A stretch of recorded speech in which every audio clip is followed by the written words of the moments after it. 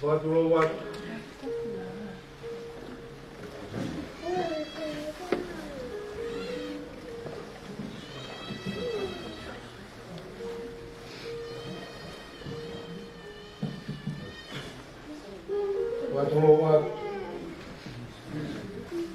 Tamu ka puye. Watahangan katumu at fenga maribon. Kamata mo ay tau afia tamayo eiki. Kung pakatatahan may kitang to mamau e far kuito. Sa Anthony Simon Clifford Pong ayaw iloa ko sa Pongi. Wata ko kihe o tuwa maf. Ule afia hafangan.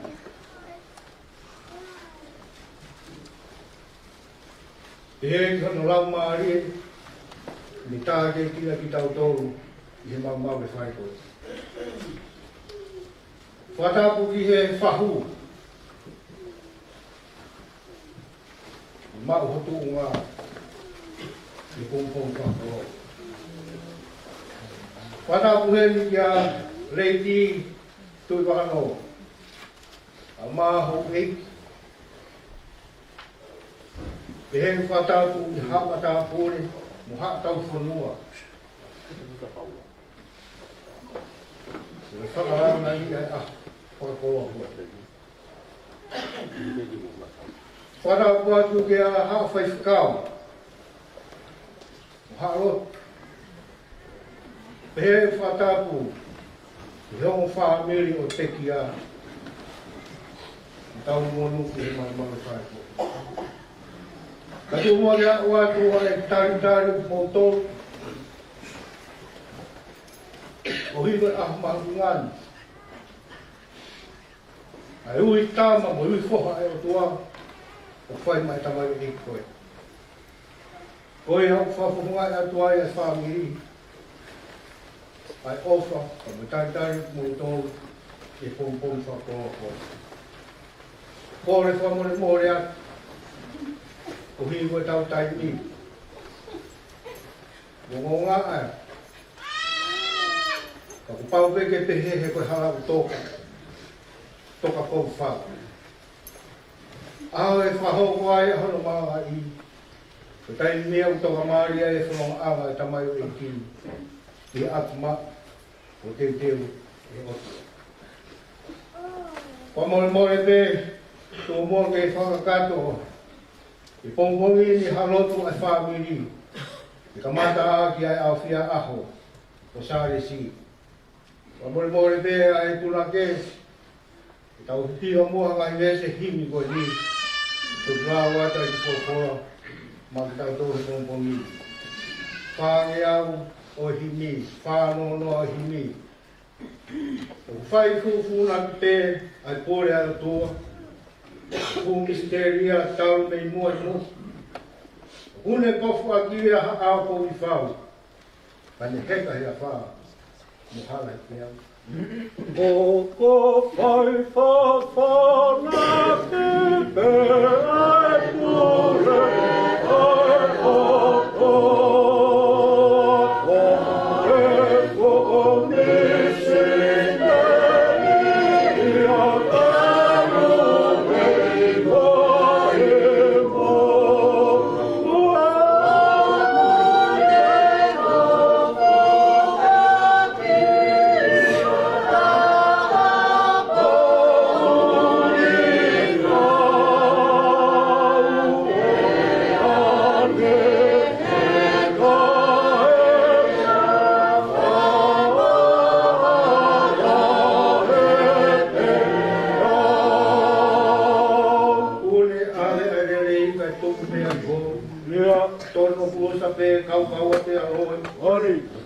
Tai wasi tai rotu e, kai kātua mai ia.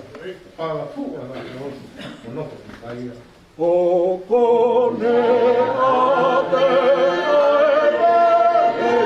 ai tuko pe ai ogi tonu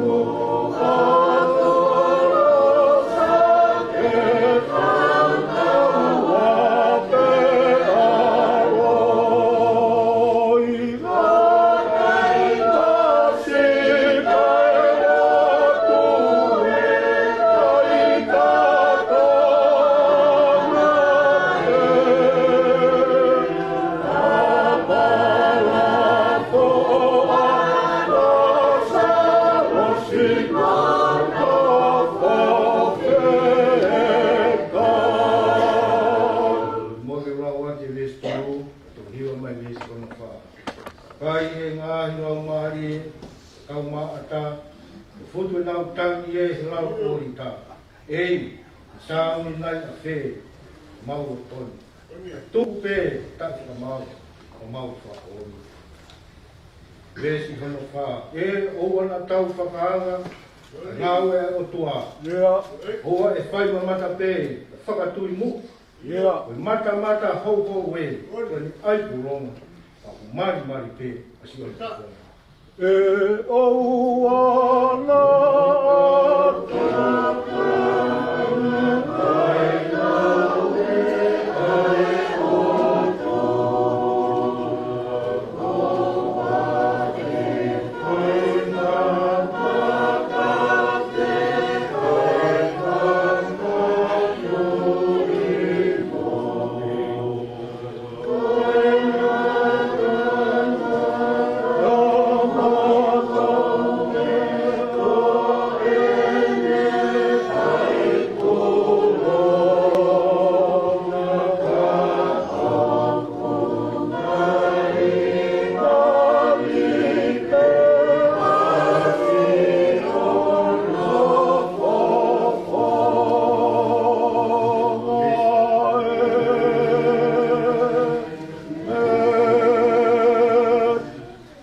la matauto he pompom ni to o pe e ko spel ko ya pompomi. Ai e ko spel na to he mati u wa ta ni ma. Amatala wa ni hono wa ta ha ki hono wa walu. Mati u ta ni ma wa ta ke wa wa. Ai a pe no fa ria. Rai alu a si so me he fo me fetu ko ya. Le more te nga hi potu o ta ya mo sai to ni. E loa me ko fe fine ke nani na ilofo I he tawai whanua ko ia. Nani alu atu o kaanga o te he eki. Hako te rita I alu o whamai. Si eku tahi ne, ko I mea kou yangi ai alu. Anai kai haane ki ilea ki ai, ya unuonu atu e le kau ako o nau kore ya sisu o pehe.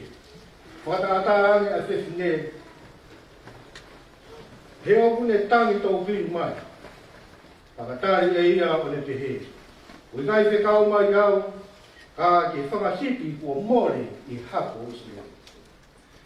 Hawa whewhine o tōru tōi a te ia o le pehe, eki tokonu mai. Pakatari e ia o le pehe. Ui ngai mo fua, ke tō e maa e whanau o ri ke whakapuri. Pehe e whewhine. Ana e whai eki, he ukai ai whakapuri foku.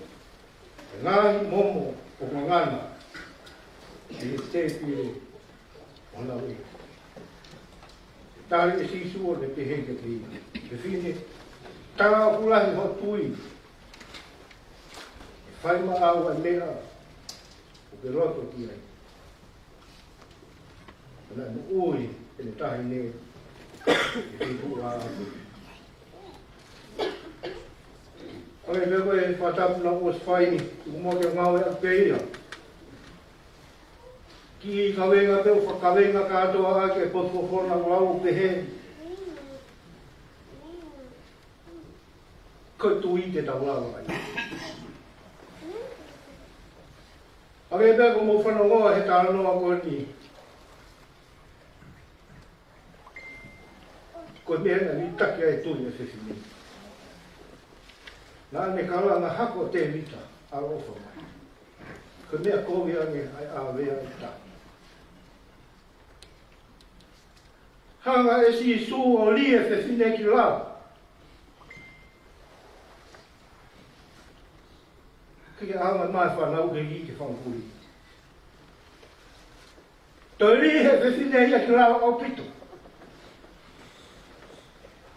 Kanai kai momo pēr whankuri he te ikure o ne eki. Tui ai mo tu ani, ko rawa anga ia, ai mo oia o whewhine koe ni. Taha pe koe tu. Whanau ai tamai o eiki koe ni.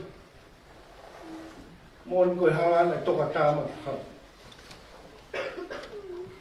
Ahon, kune heka he tea. Ke whasi ai toa ngā lū ke toka oni. Ke atu ko teu e tamai. Tā pēa whakakaukau e kia naki e whamiri he hoa koe.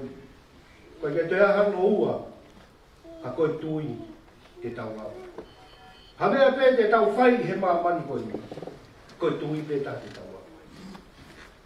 Rāna me kia iahi mi koe tui mo whakataki. Taka pē koe maha fuka.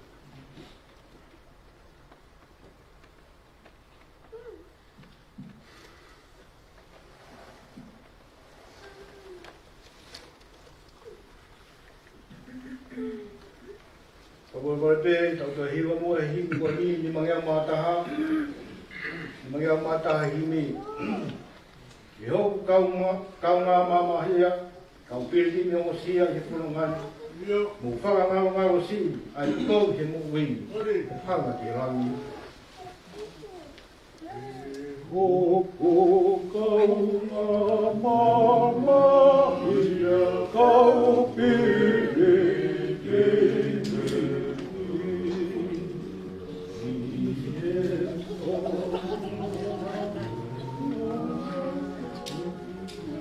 Bata ka pahin yung bau. Tata.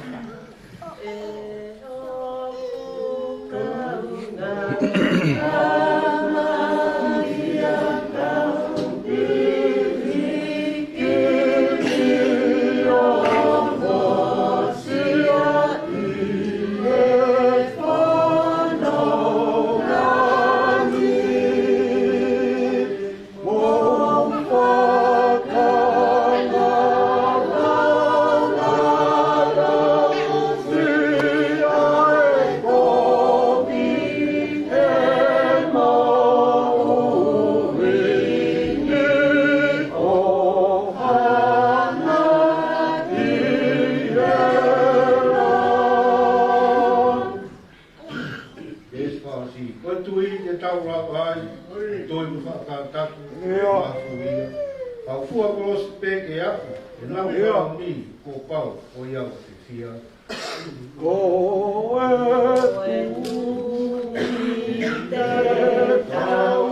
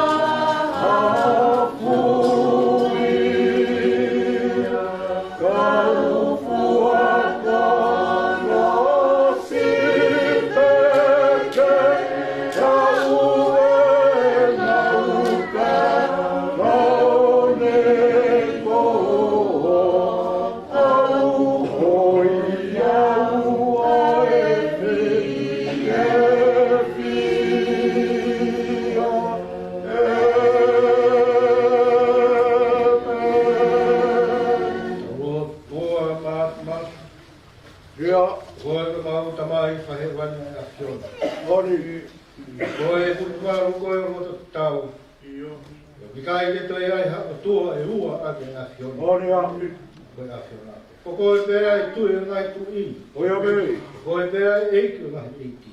Nia. Kai ke te aha eiki e ua ake e ake. Onia. Utano a e kau puna ke. Sio e kau. Puna ke ki he asio nau, nau whakataua e asio nau. Ki he wa a hoko. Pe whetu ngila e asio. Nia. Ki he tano a e kau tufunga koko e pera e matapa. Oia me. Koko e pe manga tau whatu mo tua. Pe manga nai whatare, kau tu funga. Monia. Koko turi ki tau unu. Mau whahai, mau lotu he hoa pohani a fia e whamiri. Mau tau whataha, mo tamayo eiki, mau o nuku mai ai he. Whatako. Ki whai ai whai heka atu, ai tamayo eiki koeni. Ko tahau ki mau tō. Whanau ka mai whanau. Toa toa ke mau kei taha pehe ofe a whanau. A mea ma whahino hina whola he pompom whakoa koe. Ke kaha mea ke mau ngā ngai, a ke mau tui mālo ki hoa. Toa whai taha me ki na wai mau tōru. Au koe. E eki he whahu ka mai hou eiki. E he kaha whai whakau. Mo ki nau tōru katoa pe, mau kau whataha he mau malu whai. Wau ate mau watu koe. Pau mana toa e wha e koe ni, una mai ki honga koe. Tamai e ki koe mo te ue whoa. Mo meke ni mau whanonga mo whir maa ki. Io eki. Wea i peka kai, na whai e ngā ue ko te te. Hoko peki mau tolu e kau soa sifa. I he papu. Mau whenga ki mau watu. Mau kore honga whio. Mau whanonga mo whir maa rie mau tolu. Io eki. Hoko watu. Mau tatau a te hoa koe ni, tamaio eiki, aha me whong, ko whoki te te atu. Tō me whai ake, mau ngā ue ka taini, ke whina ngā ue ka mau tō. Mau kei takmu, mau tōi, mo whangara, ke whono. Whio mai a koe tōa, me lotu whaka tōi. Tōi ngā ue a koe, mo te ue whai heka, whai, mau pampa. Mau tōngu, o tō ngāni ka mai ka uri. Kore kata ngai kāni, he waka alo ko sisu prais. A kore mau tōngu ka mau ka lotu.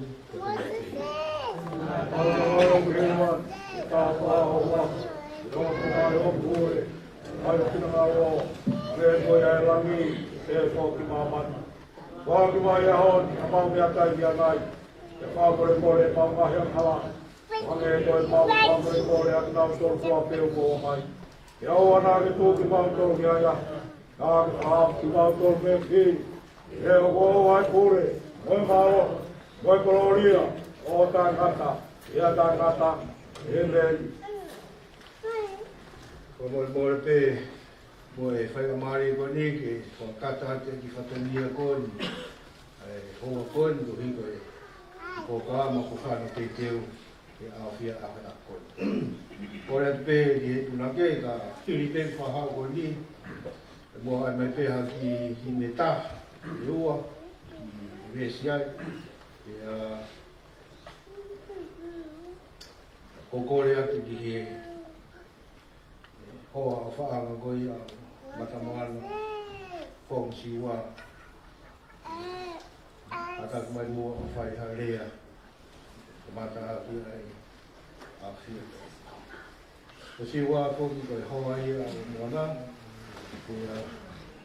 koe tama ia a leo hinage mo ui sare sini whanonga i maa. Ko ia pege mulage tau tori pe mo tau ko kama o hiko tau tai ni. Tata tau ngāwe aki ai tawa no kua ai no kua e tau. Koe koko pēr tai whahoko ai a whirua ki tu whakata ni muan hoko pēr tai ki tāpu nei tau kuha ka te uia ki maranga ki a ko. Ei que ka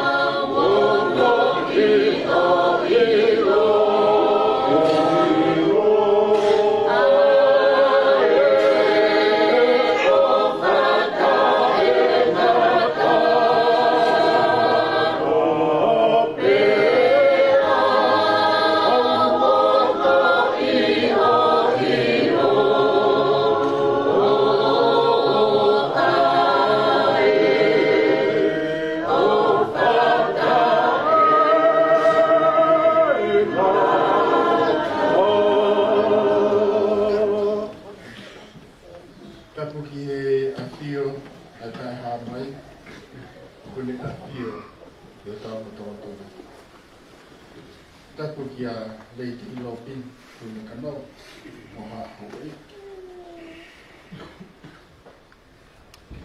Tapu ki a tongi mo ha mataku.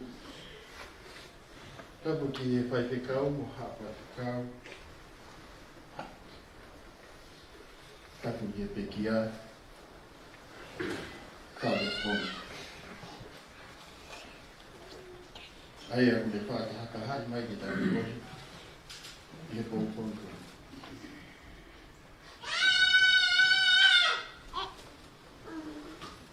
Whāta hama wahi Pongi ki e whaho e aho.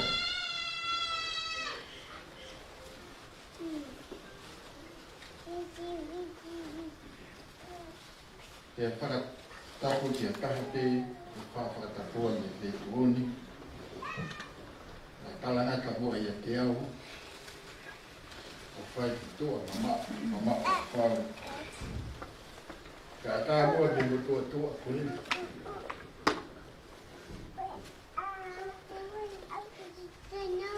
Mota ilonga. Ke whai me mua ki pō talanoa.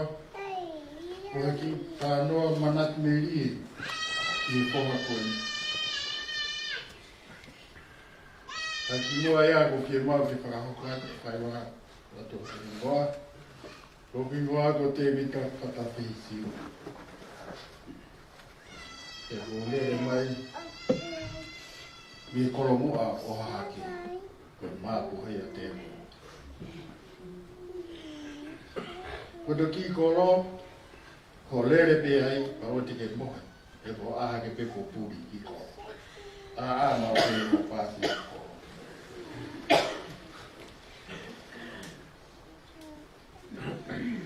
Ka tu mua ke whaia ki Talanoa, whia māta tu, ke tuunga te pikinga mo whaha koe ni.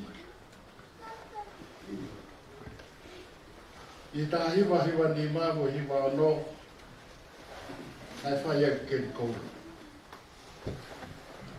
Te au keri, he mut, moe koro, kotoa pe. Ke mooni rawa hiwa, ko osi, atonga kotoa he te takai, ke mo nusi lani, mo i kai beki aha ora. Pe tālunga, mo i koro tau o hure, ke te lawi ai, ke matai koroa koe. O te lawe ai, pa te monu ia ai, te whanau, a tui whakano ko kari o peta moana, Pongi, siu. Te au, malere atu ki he whare whakamooni, o whai o mai whatongia, pia os, pia lava, pia pehe mai a kari o peta kao, o waho ki poha.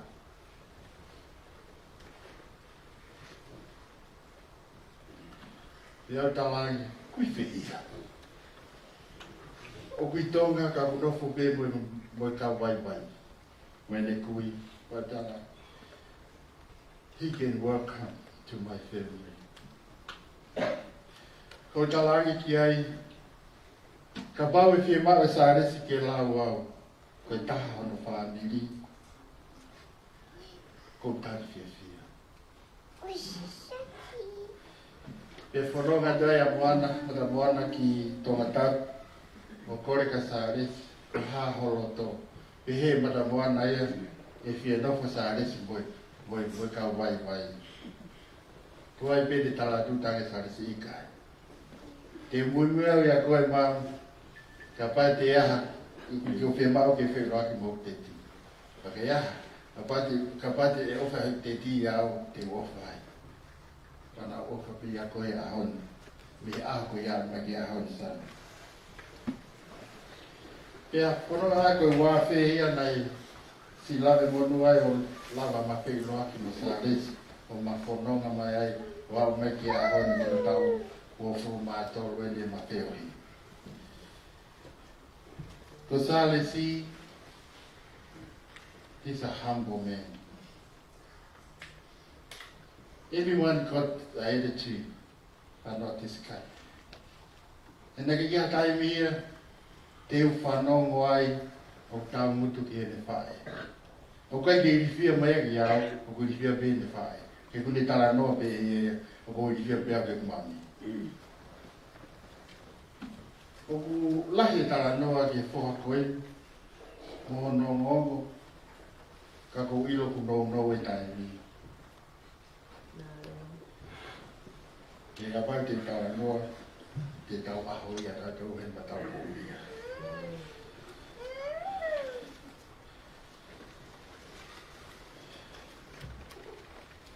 Koe ao ni o kai ki uhani, te kai ki ula aunga ki e ki tau o tua. E koe ia nane fua ki, e koe ia peku ne toi ui. Koe mea peku o hanu ai aho ni. Koe hame o mai ki ofa ai, pia ne toi tomo. God is good all the time. Salesi, mohea. Kata tok whiloaki ki api masani o whai. Nome tau masisa ae kore e te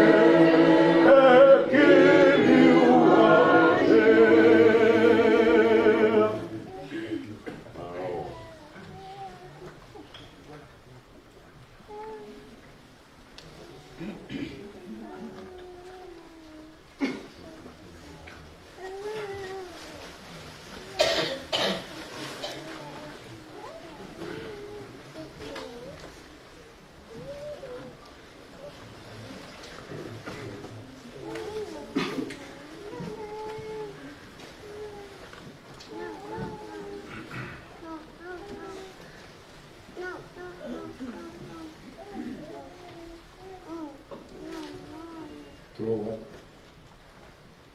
tapmoi afio ai to pai to ai to to na ko mai wala ko to ai ko tato tapi ko tapi itu bahno tapi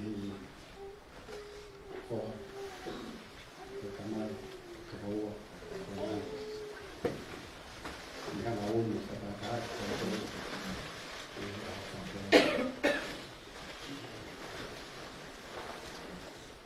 tahun itu tahun lalu ulang lagi yang mau ku sifat atau tahu kemudian kalau ku ho tu wai ramai semua sahaja bisa langar lagi fotoa na ahon aku masih aku yang itu aku saya katakan di foto aku sama ya kayak itu kalau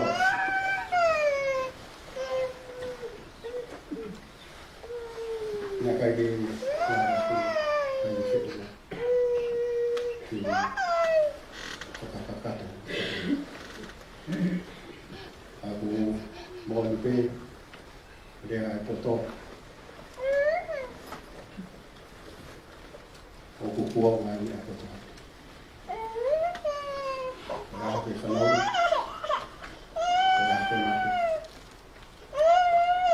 aku mama Pongi, ahon itu beri sahabat yang offer family, family yang pasang, aku pernah buat sahur,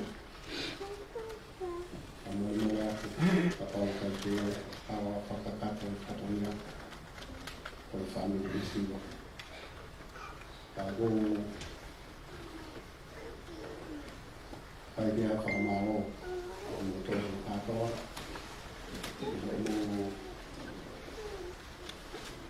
mau lakukan mai dengan itu kayak kita kata mai mau pakai mana aku mau lakukan di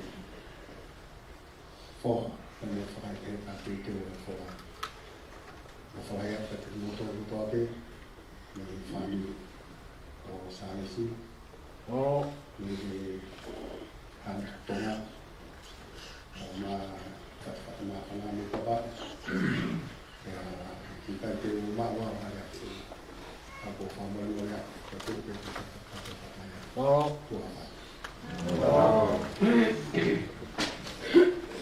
mau di ini kosong tengah saya boleh berikan mata di kita tapi saya ini di family saya salisi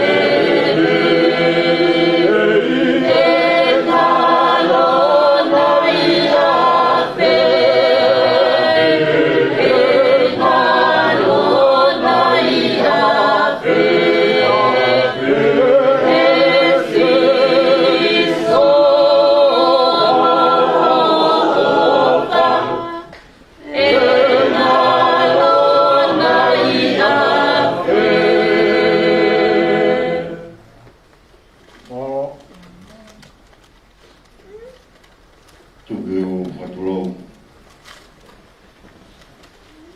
Ia mo e siti keno e no whakaimi. Pune awhio. Ia me he ni wakai.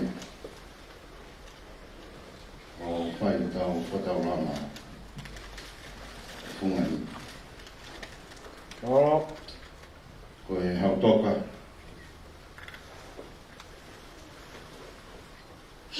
Ko e hau kupua. Oro. Te ko e hau. O e ngahi hau kaukaua.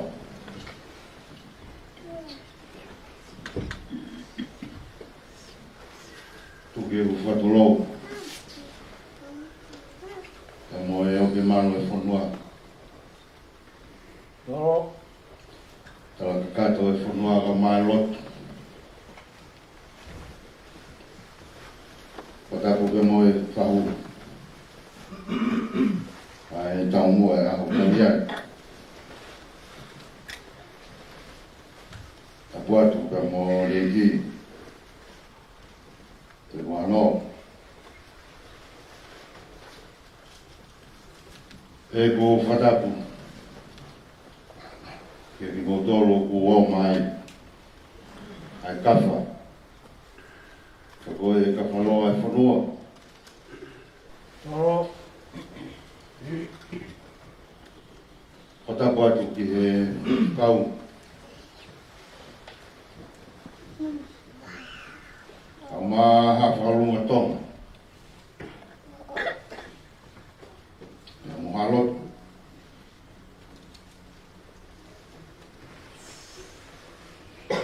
Tuku ke u tala huatu he lamulauna.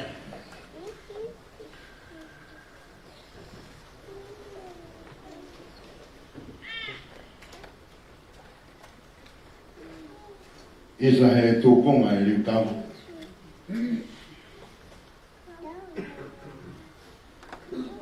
He alofitai. Ta mo e awhawha e kau e ua. E tōku ke uwe e pāi ngā to he.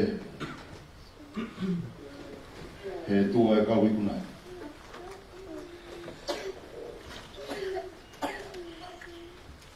Kau rea atu.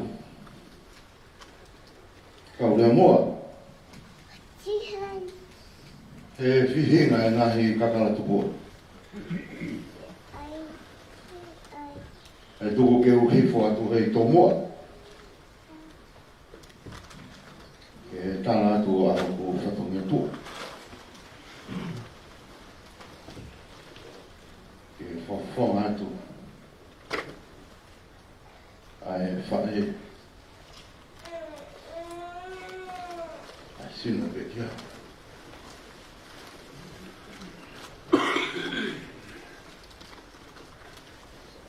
He neongo. Ai tauha, ai matani tauha.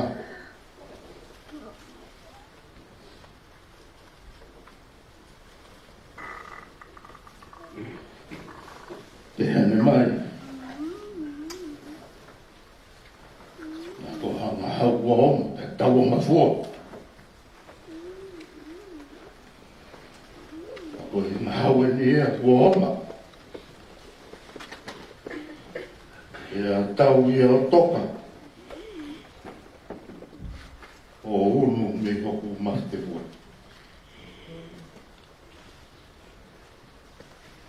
E kua hufo katoa lau ai.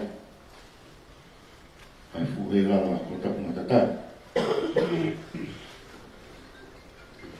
Isa e kua lolo wa ai. Ai fuha vai mani toho.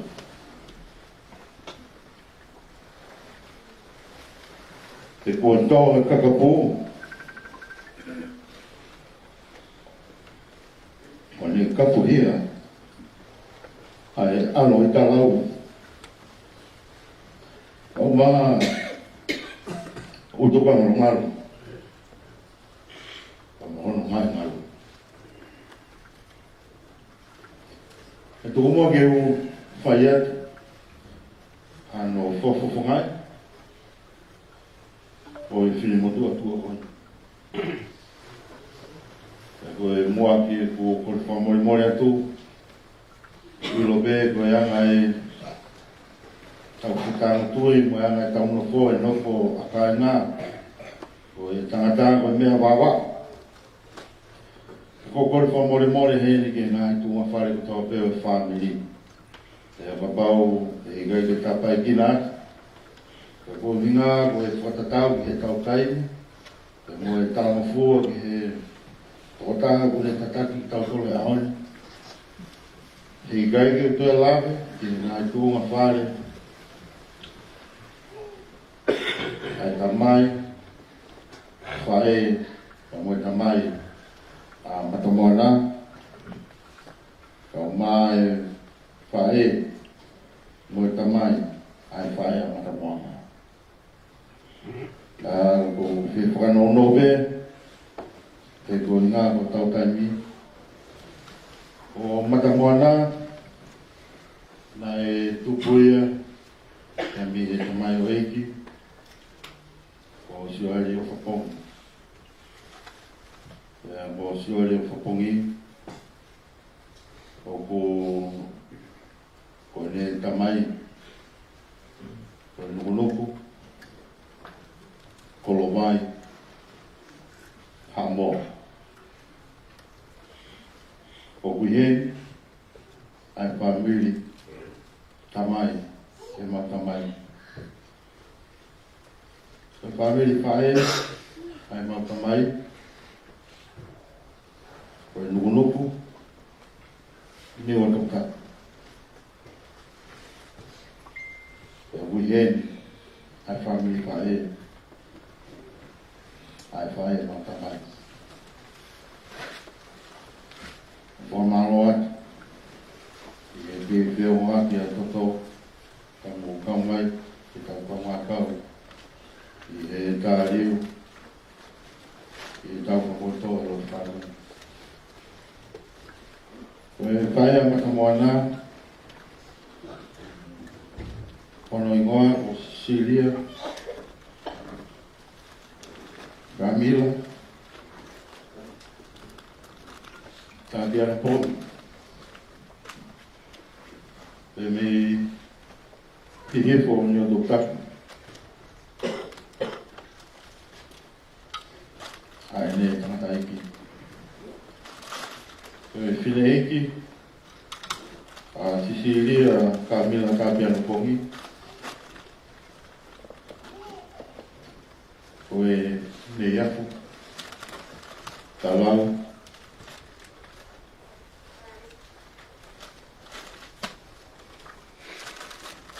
Lama mai biai, whae a pia kong. Yo o mātua koinina, na hango ana mari, pia whafua mana manawa, a ke whanau, o whakuloa ki nao ki whanau e tō lima. E tō lima ko ia, na o mai e veo mo tō taha, o oki ko mau whanau. I he Panau a o whapongi na mā tia no pongi, o e lankaha, o meresera, pongi pikula, o ne kauwhana i tau tōne. O e whikau e whanau wani,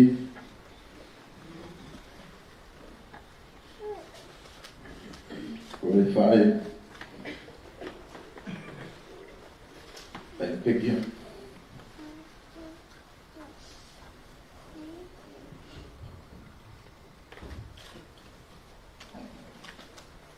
O kune sio noa mai pe me he wanoa pe me Los Angeles, California, America. O matamoana, Pongi, Sila. Whae koe ni, o kune tengi kia mai pe. Ai ni whanau tama.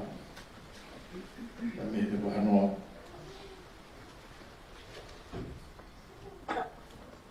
Na ko pe manu meri ia. I siwa atu. Ki he ngahe fua o mua e manapa.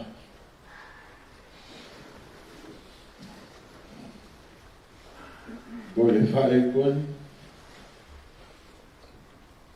Ne uru te fua pe.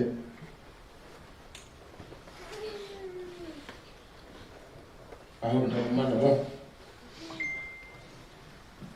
Te koe fua o te eni. Kua ui si hopa e ahoni.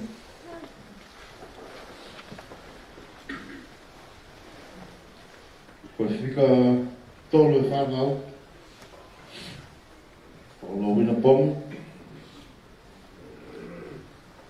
O ku ni whuatua atu i Concord, California, Amerika. Ko e whika wha, o e whanau, tukuanga, whae e pekia. Ko e motua koe o whaha kare te Pongi. I hoku tua, me tamai reiki, au te ina, ko sune tau, ka whea. Te rua sisi, ko e whaase whanau e ni, ko ātero kiupom, ko e kaupatako tau tolo e Hawaii e Rui Musilani. Ka ko kore whamori mori atu peki whamiri, o ka bau e keki lawe atu. Ia ngai tō mai whare koe ia, ka koe ngā makatonga koe pōpoko a taimi. Ka koe ia e o whanau nau pe ai ki tatala lo, ai ki pui puto, ai whini motu atua koe. Matamoa Pongi siwa, ai whae pe kia, ka ko whewhawhonga atu, ai o whalahi atu. Ia ki motolo tō pe kumo i heni, i whamiri koe ia, ka mai ngai, tōna pāre ke te pēki ngai kumwhika wā. Ko atu mai o whanaka ki ngā tōru, le vilera marama o te tawa. Aro. O ngā heni ki a te Pongi, rāua e whapunga e mai e whanau whae koe siwa. Rea te tau whanongoa e houwa koe. Kore whamamore atu, ka hiri pē e whahuhaa koe ni. Toinga e tau po kama ku whakau te tau taimi. Ka hiri pē whaho e ku whahuhaa koe ni te a kai mai mua ki koe vesi pē taha tau hiku. Ko whawhi ai ai taha i he whanau. E lawa mai o whapunga e rea ai nau wha e koe ki ni ki. Ka hiri pē e rea koe ia. Ia o kore atu. Koe kau ki hiwa mawahe hei. Nga hoko mai a si awas wanis. Ko e ka hiri pē ai rea koe ia. E hoko mai a ki hiwa koe ia. Ka hiri pē a hiwa koe ia a si awashi. Ia whahoko atu ewa he taha whanau. Ai pio ka rafi koe ia a si awashi. Ka leawa pē ai pio ka rafi koe ia. Whakaata atu rewa e tau whiro aki. Nā koe lawa pē e tau wahi rea. Whakaata atu e whiro aki, me tau hiwa. E rere e pepe mo e tau slide i heni i he tamai o ki. Ka kou kore atu. Ko ni ofi koe e taimi, ke tāpune, e tāpuha, ke te whao mo atu, te mumia. Ko hi koe whaiwhi kau, e hoko atu, e maa ngā. Ka tau whanonga atu, ki he api te te mai. Koe ki whahao, whakatu, mai. Whakai o kuha ele,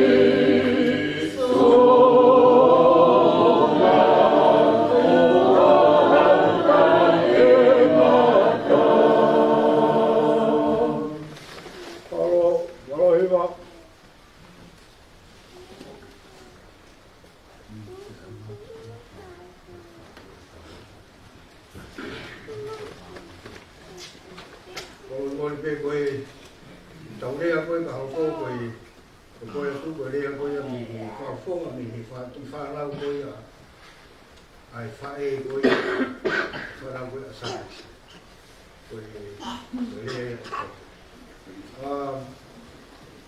there goes we send me from the chieftain of the mother of the Saracens, the chieftain is time to our speaker.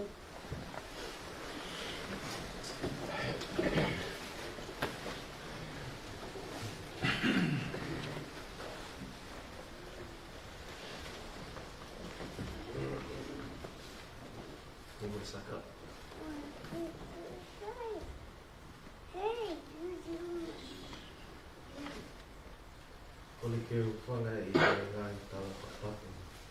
Se ono a whakimua. Ke ata mua moe tangata tai roa, koengi, e whakahoko, atua ki ea ki whakahoko mea I whamini mo ainga whanga o lamia, pe moe whanake. Koe a saka. Isa tiko na whao na esteleni. Isa tiko saka na reukani. Na wanoa turana mai tonga. Ka wakitalenga. Kina na reukani. Na wakitarana mai. Salo ko. Tali katai. Na wasa na. Natural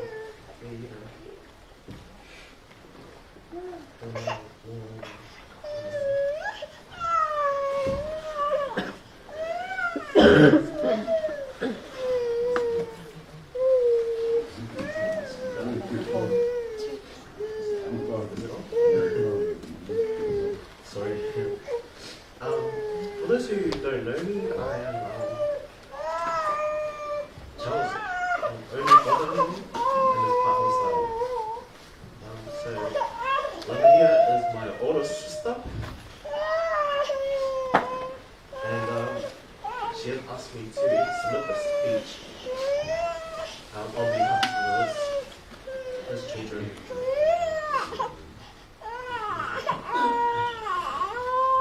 God is good, and all the time. It's important that in our grief and sorrow, pain and loss, that we still proclaim God is still good. Amen? Amen.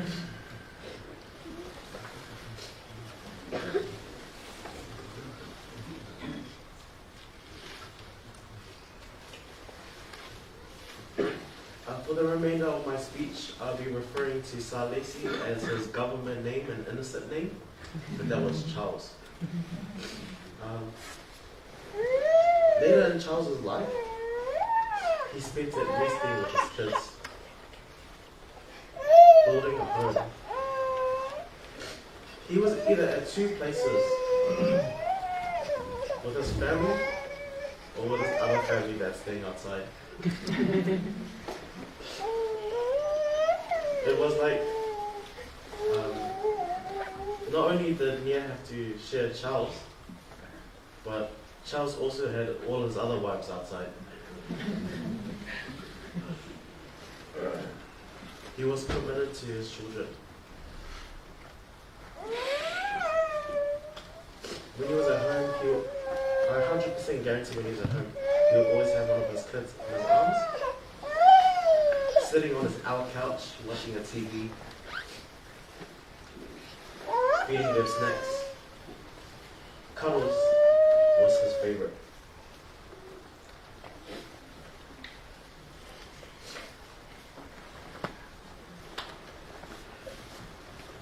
Charles lived a good life. On the edge.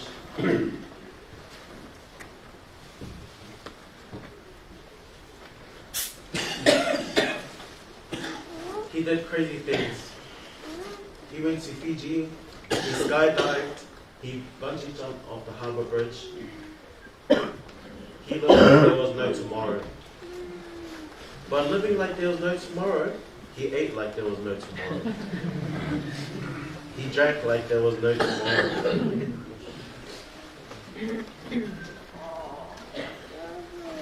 And because he ate so much, and he drank so much, he always had gout. Despite his gout, he'll go back and eat crabs again. And he'll come and complain, his legs are sore, his feet are sore. But in fact, for Charles, tomorrow was not promised. He was taken, but we are grateful that he still lived like there's no tomorrow. At the time we didn't understand, but now we do. And we are grateful that he lived a good life.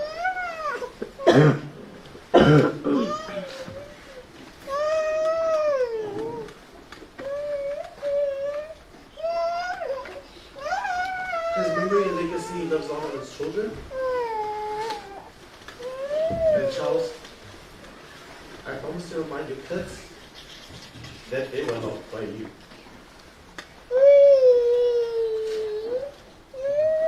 I will remind them at their birthdays that you love them. If they're master, if they say first, I will remind them that we love them. At their weddings and at their children's weddings, I will remind them that we love them.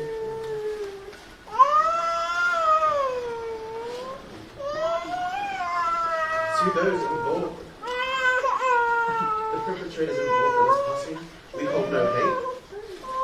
We are not angry, and we forgive you. To the police involved, I'd like to thank you for your service. I'd like to thank the boys outside.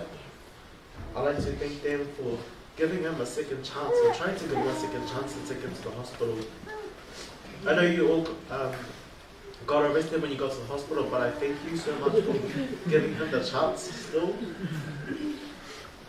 I know your cars got impounded, but I still want to say thank you for still giving him that chance.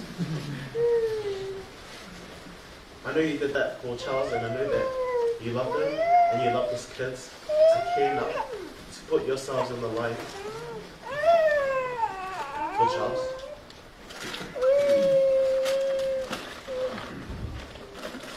I'd like to thank the boys outside who have been there every single day for the last 2 years. I see them mowing our lawns, cutting the grass, while I go to the back and mix my coffee. Thank you so much. Your love for Charles is admirable and unforgettable. Despite what the media shows you as, they don't show you mowing my lawns all the time. They don't show you lifting all the heavy equipment up the hill to water blast the outside of my house. So thank you. Thank you so much for your endless love that you've given Charles over the last 2 weeks and throughout his life.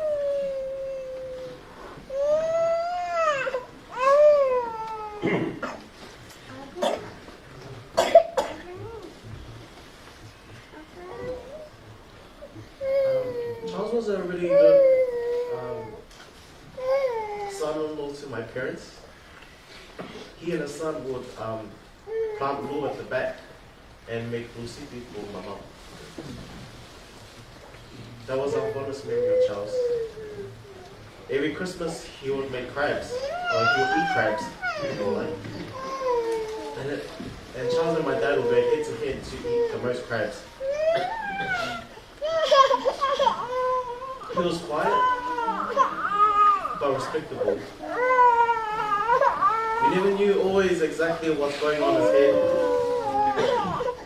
but we knew he had a good heart. I'm grateful to have Charles as a valuable member of our family. And we saw you less.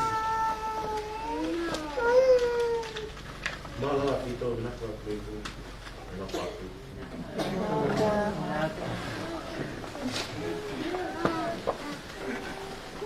whai atu ki he rea o kunga.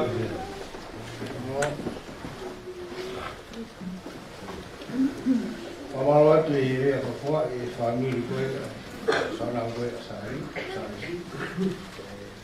Koe atu sari. Koe atu ki he kauhiwa make he koe atu.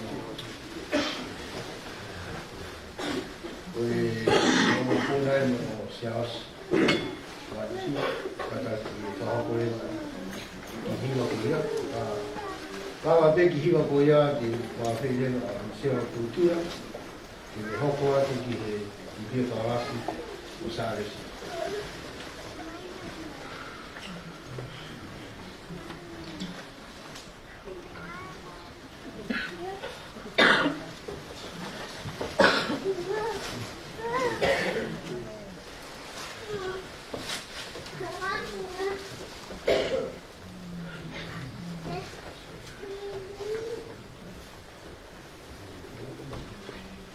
Masalah susah. Ay, kecil ya.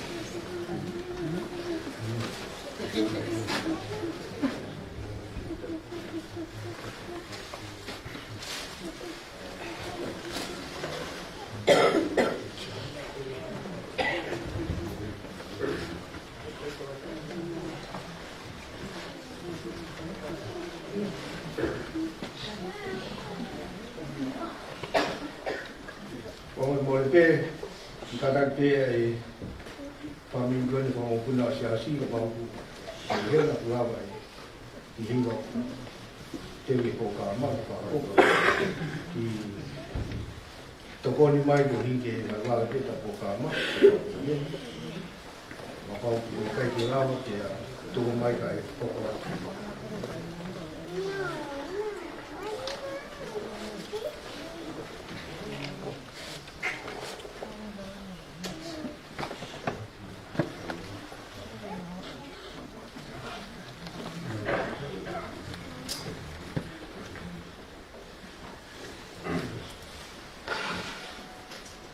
Mai ngare pe ko ke lawa e tau ki ko kama ko ia kore atu ke puna ke.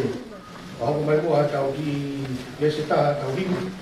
Ko e whawhi he ni a Sera Tutia. I ne whakakato atu ai ko ka kua te tawafi o Sāresi. Māma. O tono ke pie pia.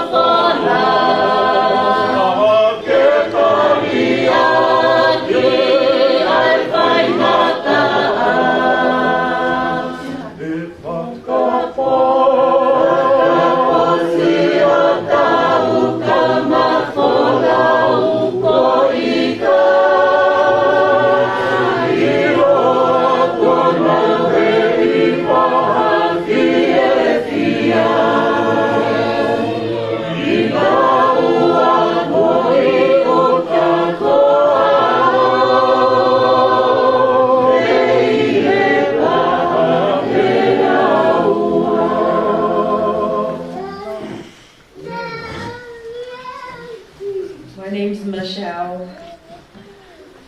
I've been given a piece of paper to talk about Charles' life, his biography.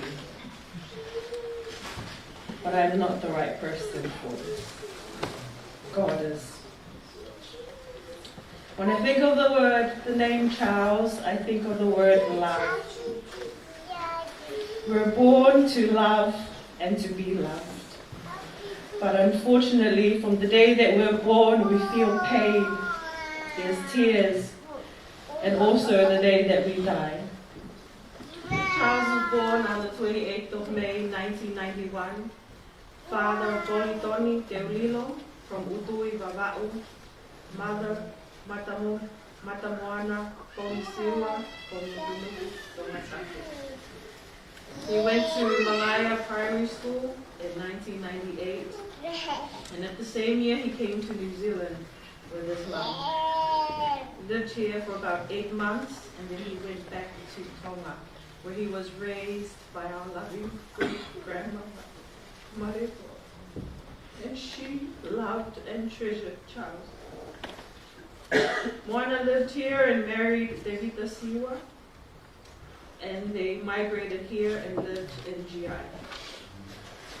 Charles also went to Glenbrae and Samhain College, and this is where he met the love of his life, Lavinia Fotofini. He also went to Auckland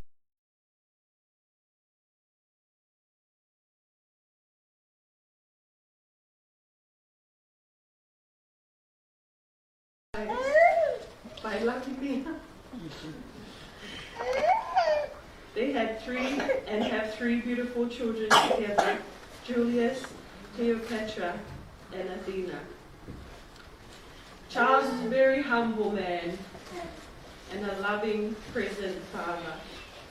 As I said before, pain is something we don't want to feel. But we feel it from the day that we're born and again throughout our lives until the day that we die. But praise God, we serve a living God who suffers with us in our pain. And as was said before, God is always good. He does not want us to die. This is not God's will. This is not his ideal will, but may his remedial will be done. I don't remember the many conversations that we had with Charles, but I do remember how it made me feel. And the last time that he visited me or I saw him face to face was in the hospital. He came with Nia and the 3 children to visit my baby who's still there in Starship for 3 months. And just like Charles, I too will do what he did. I will visit the sick, and I will hug the wounded, and I will make those who feel sad happy and smile. So whatever memory you have of Charles Pongi, may you continue that as he set an example for us. O whalahi aku, malo.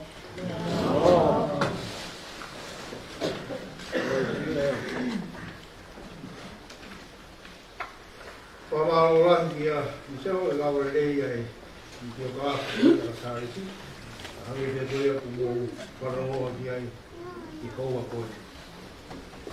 Koe whamore atu, koua koe ni te tau hoko atu ki he whenua aki.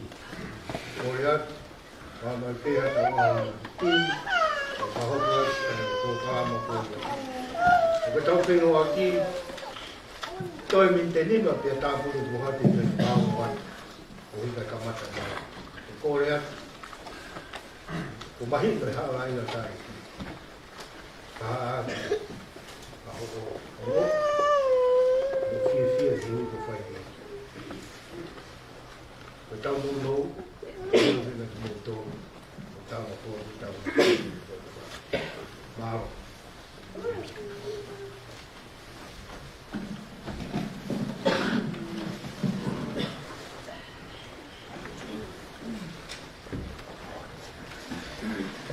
Kua peka ue te sote e te kakai te manoto whai maupe.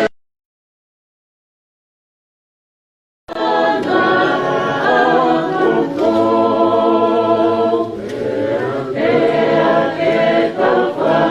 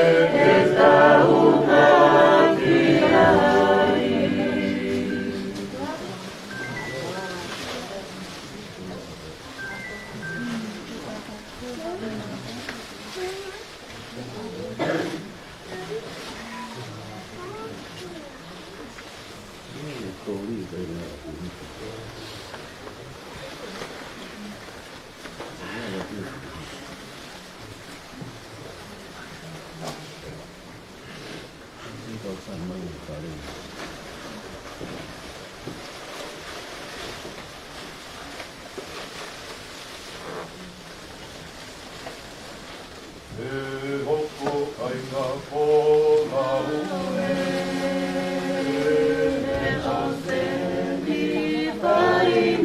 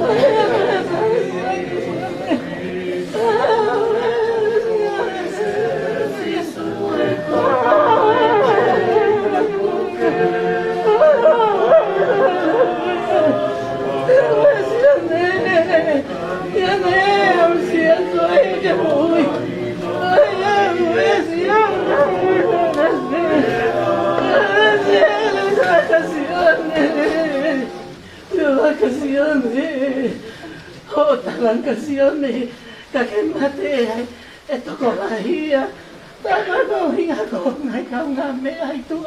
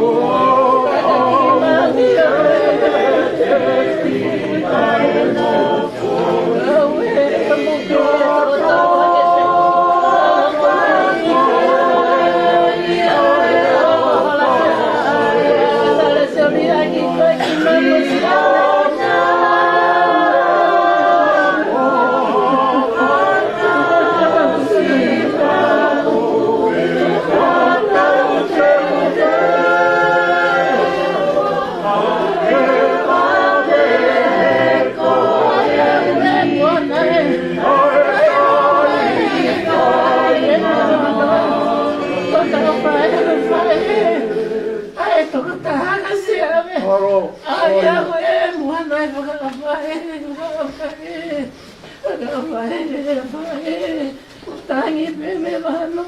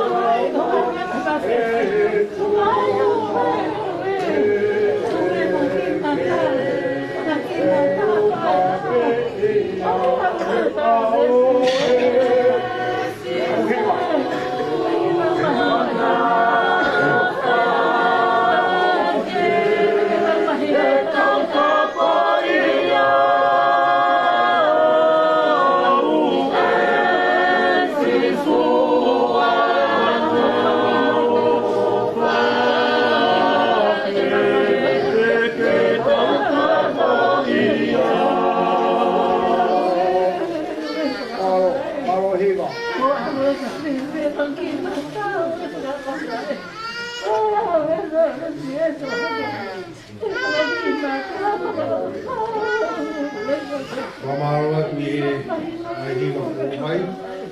Koe kore atu pē koe tātai ki. O tonu koe a te rao whenua ki.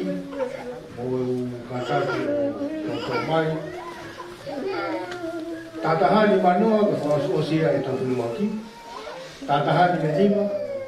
Koe tāpuria e tau puha te te e tau maa. Korea. Koe konge ki whenua ki. I turi pai tai o hātu. O ke taua e koi whiki ta e pua, wai ki ai ai whoro tora ai o tō.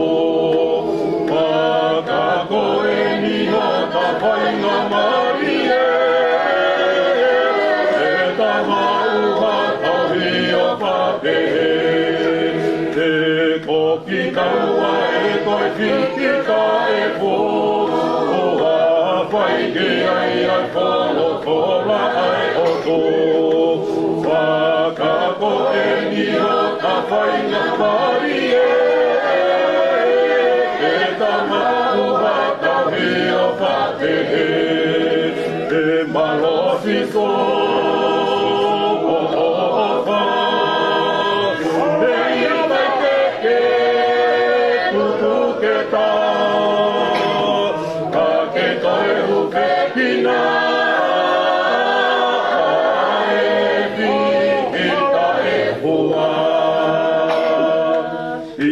Ere atu ai ki e koe tome poa I ele koe e one wakai o kui kai poa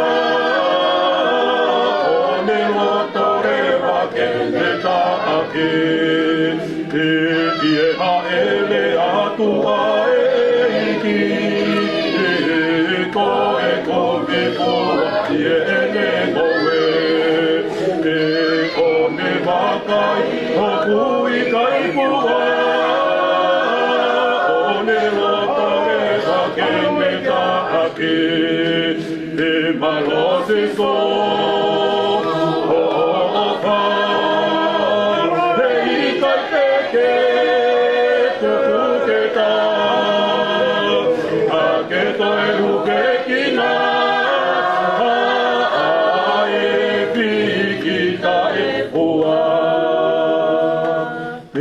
Kole ane e he tauhi, tuku ai pe ia he tauni, te kai o ua ke uke I takai, I o tauke o koki ai. Pea kole ane e he tauhi, toko ai pe ia he taone, kai o ua ke I takai, o ta he toko ki ai, e malosi su, o wha, he I kai teke, tuku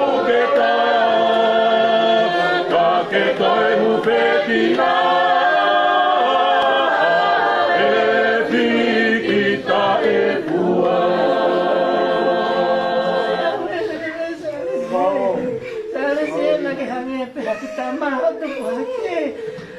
Wesa desiere. Anu ati dia ko. Kay ke pala pare ma fana. Koko ena ke pala pare ma. Ay, wesa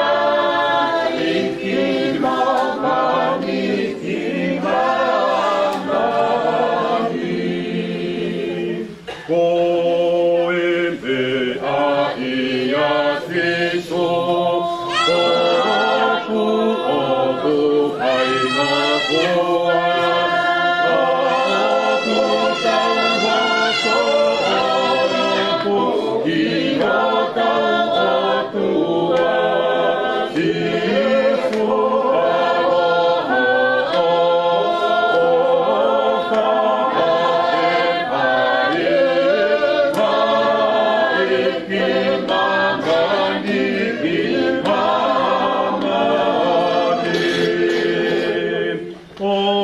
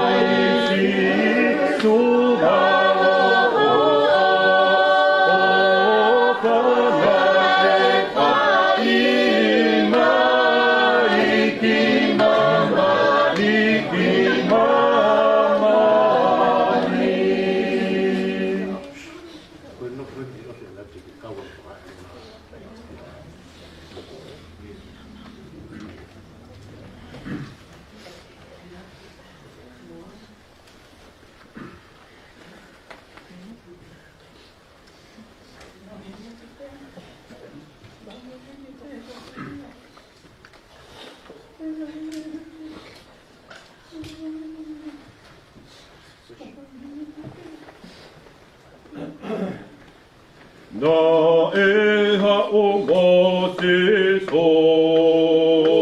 A e la pulele. I pea o ko kaukatonu. Ki he he launai. Ke moha o ahu. Toi ke ate. Ko he mata mata. Pu he mame mai o. Ko ta ata. Ko ne mau. Toke toke. E kai o. O e toke loto. O aku angala. Ike e kakai janahia. Ke na oma oi. Kai moha o ahu. Toi ke ase. So he mata pata. Pu he mame mai o. Ko na ata. Ko ni mau. Toke toke. E kai o. O kone waka a ki he angala a ai toko na ke o wha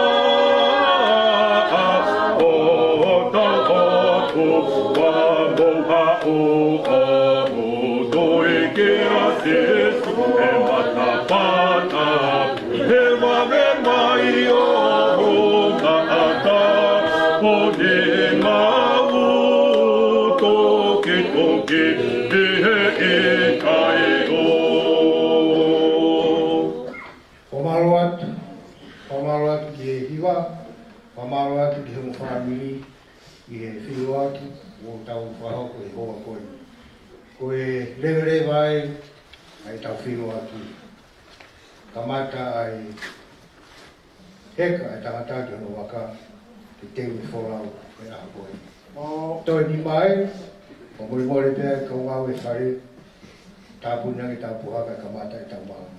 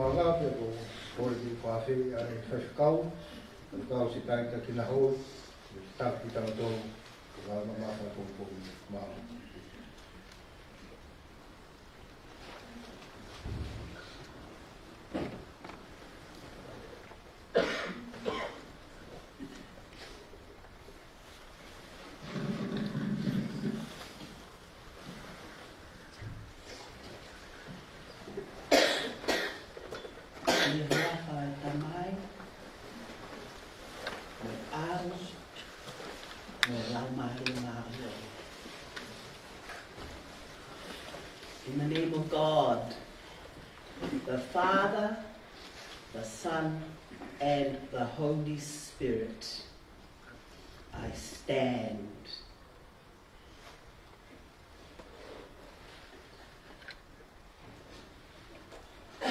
Hangepe ko ia po pagahau ko he MC.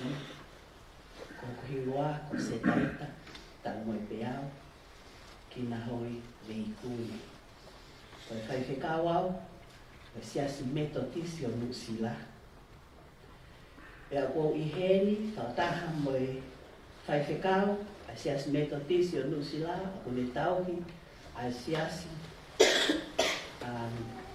uniting o Oni Hungani, just round the corner, o Whaiwhekau, Kaurasi Langi.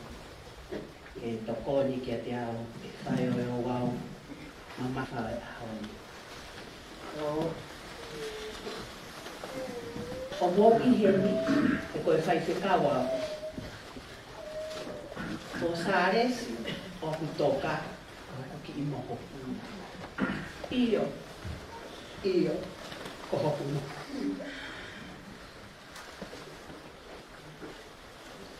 Koe whine eiki e ne kuiwa, ane ngāhia, tau ono whanau i, Māori e toa, ta whea, koe te hina iau e whae. Koe ofe whine iau e ne whae tangata, kana ane ngāhi ko e ne tama. Ko hoku ki I moko puna. O toka. O ko iheria, he huawha e otua, sisu kalaisi o tau moimu. Ke u whakawhetaki ki he otua. He ki I tāma koe.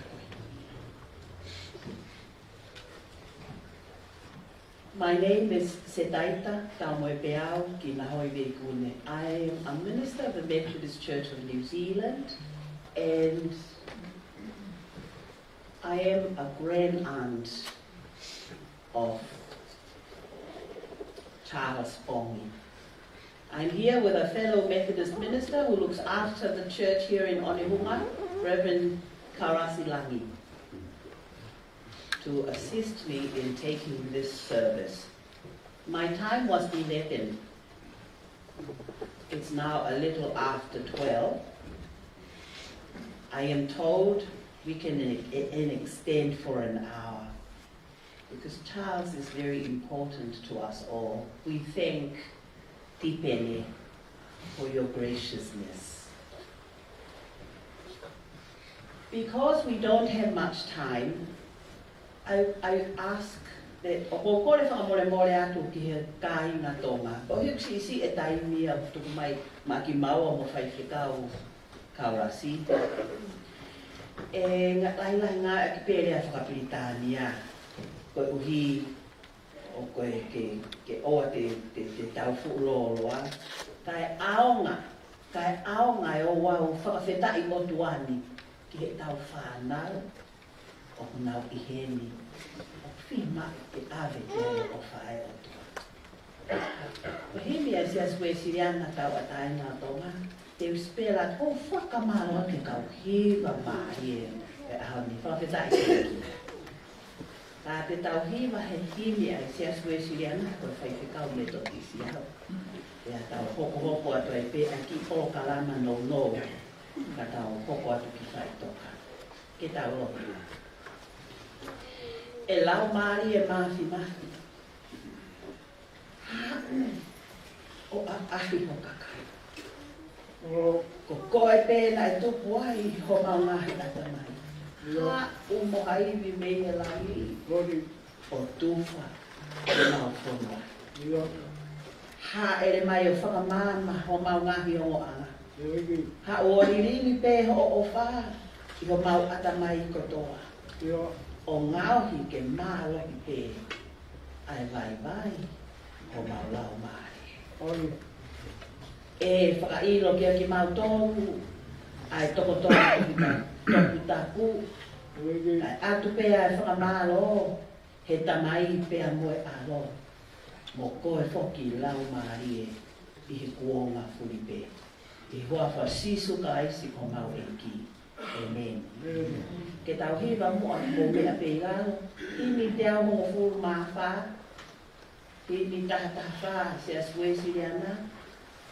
Eiki koe opa au koe moana loloto.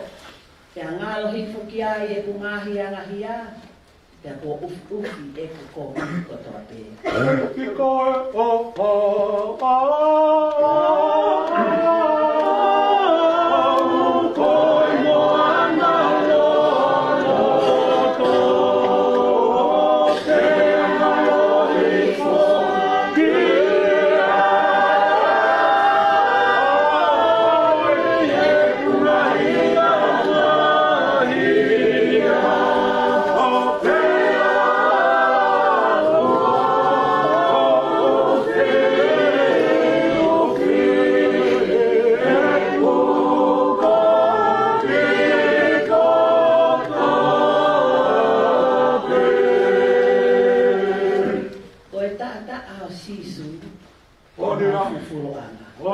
O ku kalanga e kina koe maa anga ia.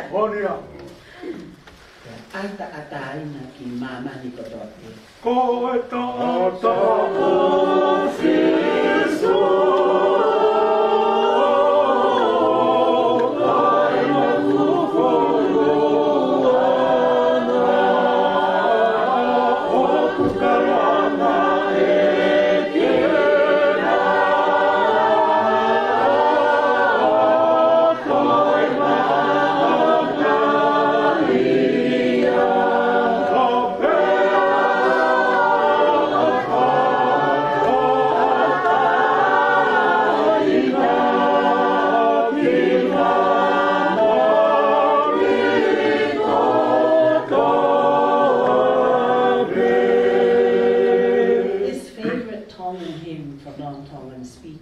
Speaks of the love of God, likens it to a deep ocean that you cannot find its depth.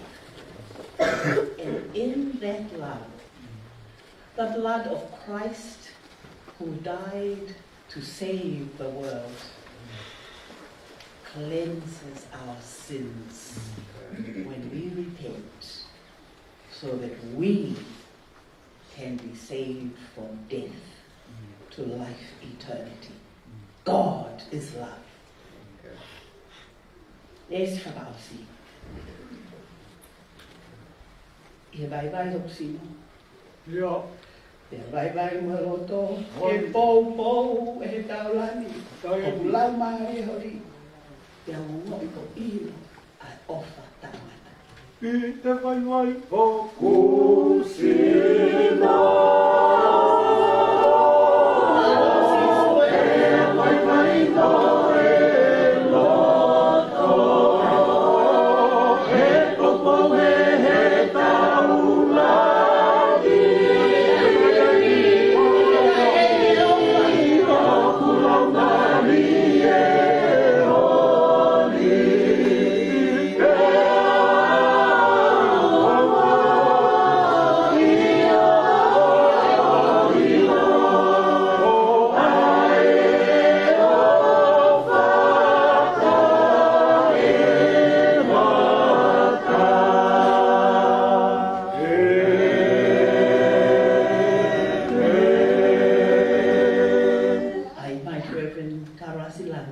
To lead us in prayer of praise and thanksgiving.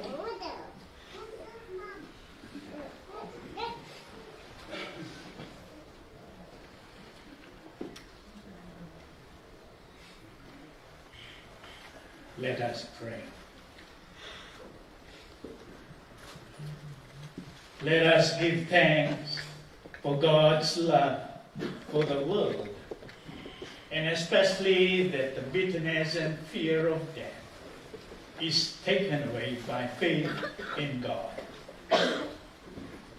We lift our hearts in gratitude for the life of Charles Anthony Simoni Clifford Pongi, who has gone from among us. Thank you, God of love, for your goodness to him through many days. In silence,